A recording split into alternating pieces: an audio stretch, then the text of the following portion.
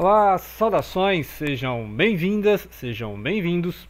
Vamos para a nossa primeira leitura de 2025, né? Que é uma releitura, né? Então nós estamos novamente agora lendo Boca do Inferno, que é um romance histórico da Ana Miranda, lá dos anos 90, né? 89, 90.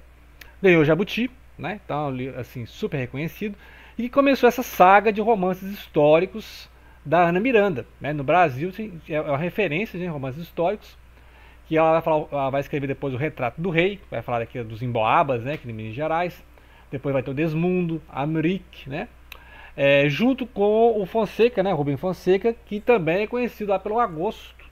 Também já falei desse livro aí, o Agosto, do Rubem Fonseca. Então, são romances históricos, ou seja, o autor volta um tempo antes na história, inserindo personagens históricos dentro de uma trama fictícia. Né? Então é o que o Saramago faz lá, por exemplo, no Memorial do Convento. Né? O Saramago fez lá no Ano da Morte de Ricardo Reis. E o Humberto Eco, né, fazendo desde os anos 80, né, lá o Nome da Rosa, Pedro de Foucault, né, A Ilha do Dia Anterior, Cemitério de Praga. Então são romances históricos, então na linha dos romances históricos, Boca do Inferno, que vai se passar na época do Barroco, no século XVII. E nós teremos aqui pelo menos 3 ou 4 personagens históricos, os 4 personagens históricos, né? E no meio vai ter a ficção, né, da Ana Miranda. Ela vai colocar então personagens reais, históricos, governador, alcaide, o padre jesuíta, né, o padre Vieira, grande escritor, e o Gregório de Matos, poeta, né, um jurista, poeta, e que viveu na mesma época, né? Então, ou seja, a vida longa do padre Vieira inclui dentro dessa extensão de tempo a vida do Gregório, né? O padre Vieira viveu mais de 80 anos, viveu 89, quase 90 anos, né? 89 anos. E o Gregório de Matos, Boca do Inferno, poeta satírico, né? Ele viveu quase 60 anos, né? Então, assim, né? Longa vivência ali no século XVII, a época do Barroco, né? Que é a Contra-Reforma. Né? Lembrar que no século XVI, 1500, o Brasil foi descoberto. E também estava acontecendo o quê? A Reforma Protestante, né? Lá com Lutero, Calvino, etc. E nessa época também aqui no Brasil aconteceu as invasões holandesas, né? Invasão holandesa, que tentaram invadir vários lugares ali, inclusive Salvador, que é onde acontece a história, e a região ali de Olinda, Recife, né? Ali onde é Pernambuco, né? Então, ou seja, essa época de conflitos, né? Inclusive tem aqui personagens que lutaram essa guerra contra os holandeses, né? É, a figura polêmica do Padre Vieira. Então a gente vai abordar esses casos, né? Esses casos aqui que está no cerne da narrativa, que começa com a cidade. Então ela vai começar o livro contando a cidade de Salvador, né?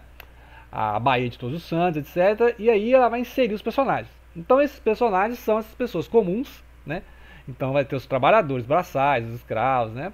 Esses governadores, alcaide e o Vieira, né? Padre Vieira e o Gregório de Matos, né? Que são os eruditos que a gente conhece, a gente estuda nas aulas de literatura brasileira, barroco, né? Esse estilo intrincado e tal. Então ela usa esse estilo também intrincado, confuso, complicado, só que a narrativa é rápida, né? Então ela vai mesclando essas narrativas. Aqui vai ter trecho em latim, vai ter trechos de citações das obras de Gregório de Vieira, né?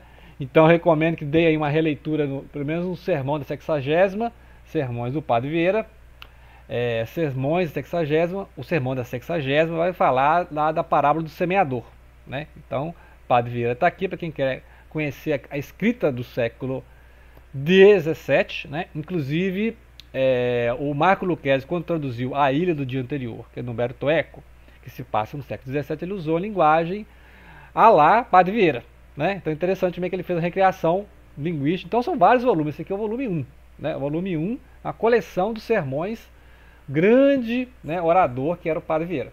Muito bem, então o Padre Vieira aqui é um personagem real, histórico, aconteceu mesmo, existiu mesmo. E ele está em briga com o chefão lá, o cara que mandava na época, que era o Antônio de Souza Menezes, né? E tinha um alcaide, né? Tinha um alcaide lá também, que morre, um crenqueiro. E aí já acontece no início da história a morte desse alcaide, né? Tem vários conspiradores contra o alcaide, fazem uma emboscada e matam um cidadão lá no meio da praça, lá confusão. E aí esse Antônio de Souza Menezes, chamado de O Braço de Prata, olha só que ele governava desde 1680, né? E ele era o Braço de Prata porque ele tinha perdido o braço físico, o braço real, na guerra contra os holandeses. Então ele colocou uma prótese, né? Imagino. E aí ele brigava com outro cidadão lá, que era o secretário de Estado de Guerra, que era o Bernardo Vieira, né, Ravasco. E aí esse Vieira é irmão do Padre Vieira. Então a gente já vê a confusão. Essas facções vão brigar ao longo do livro. E aí o Gregório está ali no meio, mais pro lado do Vieira, né? Gregório que foi estudar em Lisboa, né? Gregório que é nascido em Salvador e foi estudar em Lisboa. E o Padre Vieira é o cara que veio para a colônia, né? É o padre que veio para a colônia. Pelos jesuítas, né? Os jesuítas é uma das ordens dos católicos, assim como os dominicanos, né? Os franciscanos, etc. Então são várias ordens carmelitas, né? Tem várias ordens na Igreja Católica. Então aí tem muita coisa de religião aqui, só que não é um romance assim que vai ficar explicando coisa religiosa. Então, né? Senão eu colocaria no canal assim, Literatura e Religião, que é o canal sobre religião, para explicar, mas não é questão aqui de discutir teologia, né? Então, quando passa a parte de religião aqui, é essa fala do Padre Vieira falando sobre a imoralidade, né? Porque o Padre Vieira tem um discurso moral, né? Ele é um padre, então ele tem um discurso moral contra o pecado e tal. Enquanto que o Gregório de Matos, que é o Boca do Inferno, ele tem um discurso satírico, né? Ele vai apontar os mesmos males morais, problema da corrupção, etc., só que de uma forma mais satírica, uma forma mais cômica, né? E vai incomodar todo mundo. Enquanto que o Padre Vieira tem uma linha mais religiosa, né? Então, ele tem sermões, assim, ele vai falar de todos os problemas, mas lá no altar, né? Então, assim, durante a Eucaristia, etc. Então, essa é a diferença entre os dois. Eles apontam os mesmos problemas da Bahia, né? O mesmo problema de moralidade, de escravidão, etc. O Padre Vieira também dava grande importância aos judeus, então eles falavam assim, você está defendendo os judeus, né? Então, essa questão do antissemitismo já tinha na época do Barroco ali, vários autores que eram contra os judeus, né? Acusando os judeus de deicídio, que era a questão, né? Que sendo Jesus Deus, então, ou seja, os judeus mataram Deus, né? A questão polêmica, não é para esse canal, né? Se eu falar desse tema, vai ser lá no outro canal sobre religiões. Mas é uma questão do preconceito contra os judeus, né? Então sempre tem esse preconceito com os judeus, acusando-os de matar o próprio Deus, né? Coisa assim que aí vamos para o plano teológico para discutir isso, né? Mas no plano da história, o Padre Vieira incomoda essas autoridades, né? Por todas essas questões teológicas, esses sermões, né? Que aí seria o plano da religião no livro, mas ele politicamente incomoda esses chefões como Antônio de Souza Menezes, por exemplo, que detesta a família Vieira. E aí ele, quando tem a morte desse alcaide, ele tem a desculpa para ir lá a culpar o Bernardo Vieira Ravasco de ser um dos mentores, o Padre Vieira ser um dos mentores e vai prender os irmãos. Só que ele só consegue prender o irmão, que é o secretário, né? O Padre Vieira tem nome, tem fama, né? O Padre Vieira é muito conhecido, então o cara não vai prender, né? O governador não vai prender o Padre Vieira sim, então ele consegue levar o irmão, e aí tanta a questão de como é que o Padre Vieira vai tirar o irmão da cadeia, né? E provar que o irmão tem alguma coisa a ver com a morte do alcaide, né? Enquanto isso, os assassinos do alcaide foram para um seminário jesuíta, né? Que é parte da Igreja Católica. E aí o pessoal fala assim, vamos invadir lá, né? Vamos invadir os jesuítas, hein? Vai arrumar treta, vai arrumar confusão com a Igreja Católica, né? Então, essas confusões entre o poder secular e o poder religioso está também no cerne da narrativa, mostrando essa questão do poder da igreja na época, né? Então, ou seja, esses criminosos, vamos dizer assim, os conspiradores, né? Não passando pano para o alcaide, porque o alcaide também é uma figura aqui muito controversa, mas esse atentado, assim, mexeu com o poder secular, e aí ainda mais essa questão dos conspiradores irem para um local, né, os jesuítas, o seminário jesuíta, e aí você tem que decidir, vamos invadir, né? Vamos invadir. Minha voz é que está sumindo só um momentinho.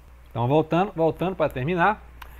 Então, essas questões do poder secular e do poder religioso estão o tempo todo na narrativa, né? Ou seja, faz parte da narrativa.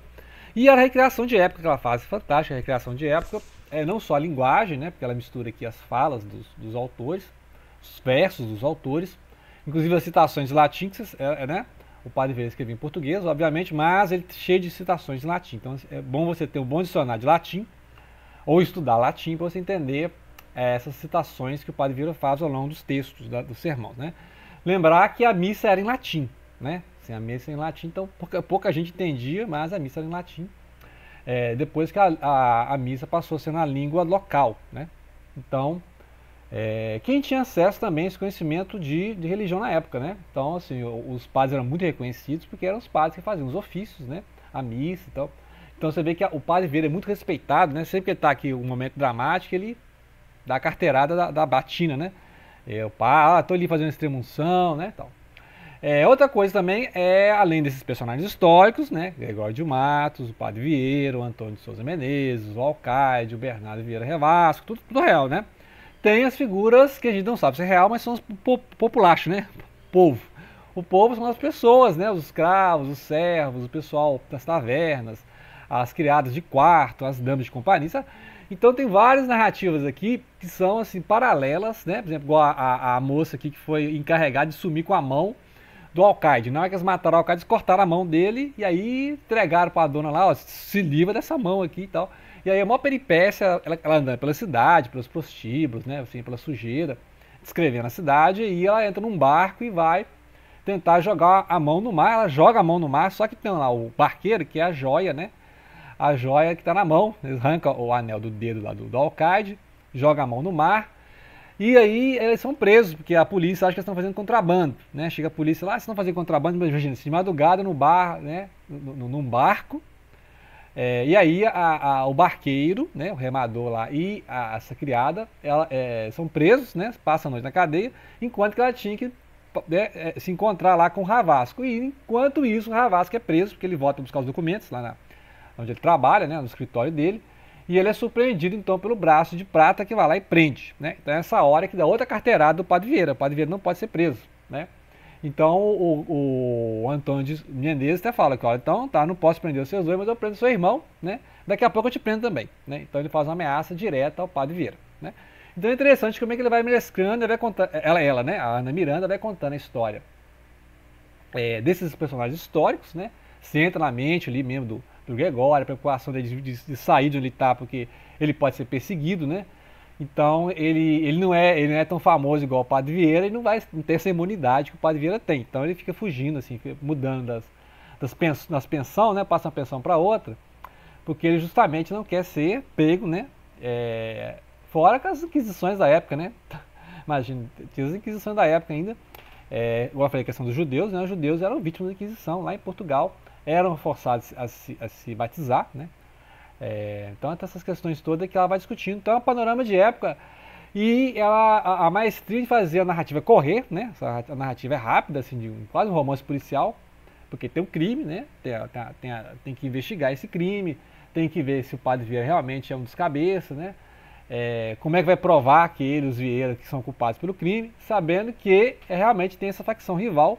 E mesmo que eles não sejam culpados pelo crime, o Menezes vai arrumar uma forma de prender o Ravasco, né? Porque são as duas famílias aí, o Vieira Ravasco, né, contra os Menezes. Então, mesmo que descubram que ele não tem lá o mandante do crime, ele vai arrumar um jeito de prender mesmo essa família, porque é a questão mesmo de rixa familiar, né, que movimenta a narrativa. E aí, ao mesmo tempo, ela vai fazendo essas narrativas paralelas de outras pessoas que não são históricas, né?